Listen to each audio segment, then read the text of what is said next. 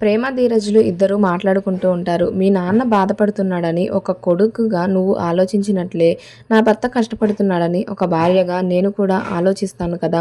నీ నాన్న మీద నీకున్నది ప్రేమ అయితే, నా భర్త మీద కూడా నాకు అంతే ప్రేమ ఉంది అని ధీరజ్‌తో చెప్పగానే, ధీరజ్ ఏంటి? ఏంటి? అని ప్రేమ వైపు తిరిగి, నువ్వు నీ మెడలో తాళి కట్టిన దాని గురించి నువ్వు ఏమనుకుంటున్నావో నాకు తెలీదు.